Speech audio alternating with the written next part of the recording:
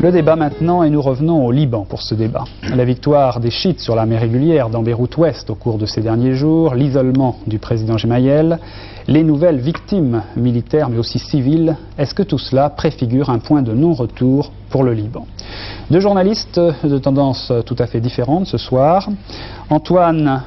Antoine Basbous est libanais, il a écrit un livre sur le Liban, Une proie pour deux fauves, le Liban entre le lion de Juda et le lion de Syrie, c'est le sous-titre de ce livre. Et puis John Randall, lui est américain, il a lui aussi écrit un livre sur le Liban qui s'intitule La guerre de 1000 ans. Alors messieurs, je vous repose la question que je posais tout à l'heure, est-ce qu'à votre avis, tout ce qui s'est passé ces jours derniers est une sorte de point de non-retour? John Randall? Je crois que oui, je crois que on est arrivé un point très important dans l'histoire de la guerre du Liban. On est arrivé presque, si on remontait le temps, au mois de mars 1976, lorsque les chrétiens étaient aux Orba, et ils ont fait appel aux Syriens et par la suite aux Israéliens.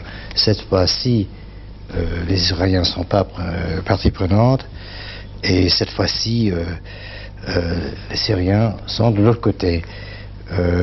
Avec une très grande différence que du côté victorieux, entre guillemets, il y a un énorme malentendu entre sunnites, musulmans et musulmans chiites. C'est-à-dire qu'il y a un énorme problème pour les soi-disant gagnants. Mais le fait est que peut-être pour la première fois depuis 1976, on arrive à la fin de ce qui pourrait être la fin de cette guerre j'allais dire de Vietnam, parce que je suis américain, c'est un lapsus qui est presque voulu, la guerre du Liban. Bien, nous allons revenir dans les détails après. John Randall, je voudrais tout de suite l'opinion d'Antoine Basbous sur ce... Oui, personnellement, je crois que nous sommes parvenus à un équilibre nouveau, celui de l'émergence de la communauté chiite au Liban, qui a repris Beyrouth-Ouest, qui était jusqu'à présent réputé pour être sunnite. Les sunnites se sont effacés, il y a un nouveau équilibre à formuler, il y a un pacte 84 qui doit remplacer le pacte de 43 qui aurait comme pilier les maronites et les chiites. Deuxièmement, je voudrais rectifier ce que Randall vient de dire sur l'appel des chrétiens à la Syrie. C'est une erreur historique, c'est une faute grave, c'est de la falsification. Les Syriens se sont trouvés au Liban bien avant, et de l'aveu même du président Assad, dans le discours du 20 juillet 1976, déjà il a dit dans ce discours officiel qu'il était déjà au Liban à partir de 1973. D'ailleurs, l'armée officielle syrienne est rentrée au Liban le 1er juin 1976. Elle n'a été entérinée, et cela à l'appel du sommet d'Aramoun, elle n'a jamais été entérinée officiellement que 3 mois plus tard au sommet du Riyad et du Caire. Donc la Syrie a violé les frontières du Liban avant d'être acceptée dans la légalité. Et alors je crois qu'on ne va pas revenir en arrière sur l'histoire, je voudrais plutôt vous demander ce qui va se passer à votre avis. Est-ce qu'on va vers une partition du Liban? Je crois que peut-être, sans vouloir remonter dans l'histoire, ce qui est très important, c'est l'émergence de la communauté chiite. Je crois que même M. Basbous et moi, nous sommes d'accord. Et cette victoire, apparente au moins, parce qu'au Liban, les choses changent très rapidement, cette victoire peut préfigurer un Liban tout à fait nouveau. Qui sera les perdants? Parce que si on est d'accord que la communauté chiite est gagnante, qui seraient les perdants? Certainement. Les chiites prendraient la place des sunnites, c'est-à-dire ils prendraient le poste de gouvernement. Non, je n'en sais rien, parce que vous et moi, on parle problème constitutionnel, l'avenir politique du pays, et pour le moment, on est malheureusement au stade de combat. Je crois qu'il y a deux perdants. Il y a eu surtout les chrétiens, parce qu'en fin de compte, depuis 1920, depuis que la France a remplacé les Turcs, l'Empire ottoman... Écoutez, 1920, c'est la fin de la guerre, c'est le mandat. Mais avant, il y avait le Liban autonome et libre. Ça, vous l'ignorez, dans votre livre, vous l'ignorez aussi. Rappelez-vous le protocole 1860 qui a créé le Liban, le mont Liban, garanti par 5 puissances occidentales. Et c'était l'unique entité au Moyen-Orient qui était affranchie de l'occupation turque.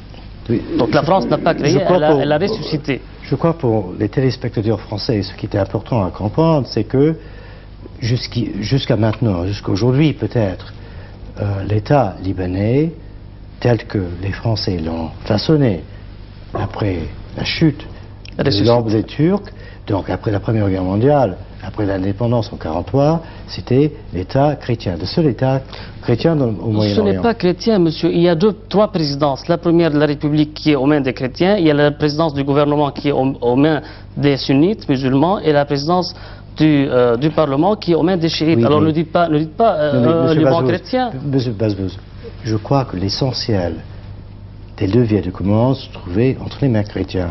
Et c'est ça qui est en train de changer ce soir. Il y a deux grands changements. Il y a un changement entre chrétiens qui ont été majoritaires, qui ne le sont plus, donc en faveur des musulmans, et au sein des communautés musulmanes, un changement que vous-même vous avez souligné. Oui, je suis d'accord pour le deuxième changement. Mais sur le premier, alors, est-ce que les chrétiens sont perdants? Là, vous n'êtes pas d'accord. John Randall disait que le Liban, perdants, tout à fait. Est-ce que vous pensez ça?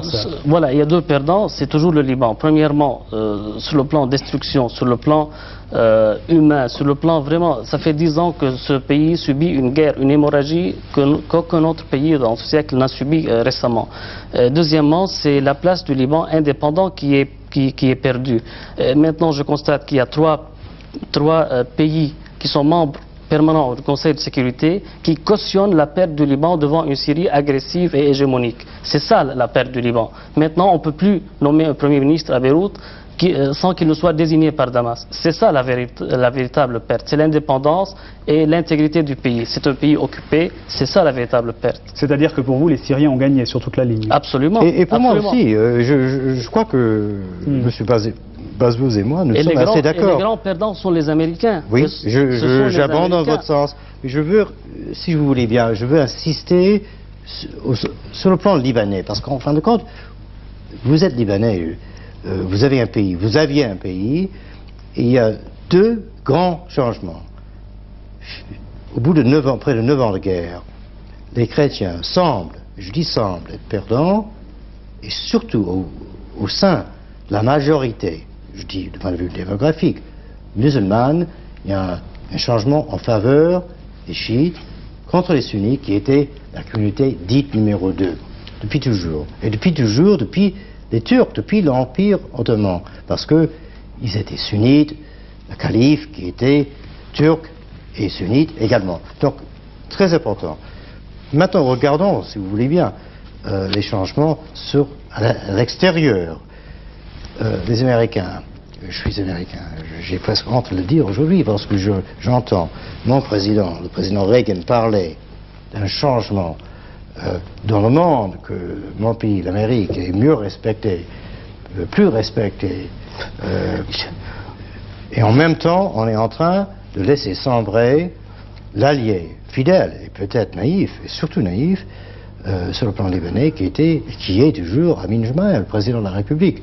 Il y a ce double langage, et sans vouloir faire la peine à la télévision, il faut vivre dans un monde télévisuel pour ne pas rire, ce côté surréel, lorsque Reagan parle de grandes victoires, grand prestige des États-Unis retrouvés à l'étranger, et on est en train de brader à vil prix. Vous avez été testé par la Syrie à plusieurs reprises, le test a été positif, la Syrie a avancé ses pions. Elle vous a trouvé tellement mou qu'elle a avancé, et maintenant elle ne recule plus.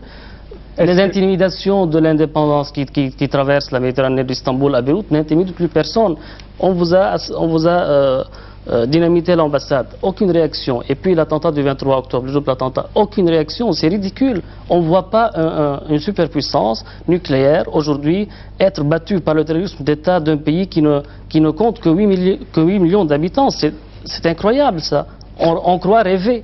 Vous êtes tellement naïf, vous avez accroché Gemayel à l'accord du 7 mai, vous lui avez imposé, en disant la Syrie, c'est notre affaire, nous réglerons ça avec la Syrie. Et puis on voit la Syrie régler elle-même l'affaire avec les Américains et demander le départ des Américains. Je vous interromps parce que je crois que John Randall ne tient pas du tout à défendre le gouvernement américain dans cette affaire. Justement, j'ai presque rien à redire, je vais peut-être recadrer, si vous voulez bien, les explications de mon collègue. Il y a 18 mois, les Américains avaient une chance inouïe d'agir, je ne dis pas régler, mais d'agir dans le sens d'un règlement au Liban. C'était au moment des massacres de Shatila et de Sabra. À ce moment-là, il y a une telle tollée à l'intérieur de la société israélienne que les Américains auraient pu, et à mon sens auraient dû, bouter dehors et Syriens et Israéliens. Et pour des raisons qui me semblent très curieuses, le gouvernement américain n'a pas trouvé bon de le faire. Dès ce moment, toute possibilité de règlement devenait presque impossible. Et dès ce moment, la seule puissance qui avait les moyens sur le terrain était la Syrie. Le président Assad est peut-être pas l'homme le plus gentil de la Terre, et loin de là, mais il reste l'homme le plus réaliste. Il a compris que les Américains n'avaient pas les moyens, que l'Israël voulait partir, et que les partis libanaises... Non seulement il a compris, il a agi, et il a réussi. Bien, messieurs, je vais vous arrêter là parce que nous pourrions en parler encore pendant très longtemps. Merci Antoine Basbous, merci John Randall. Nous terminons ce journal, comme chaque jour, en écoutant les prévisions de la météo avec Alain Gillot-Pétré.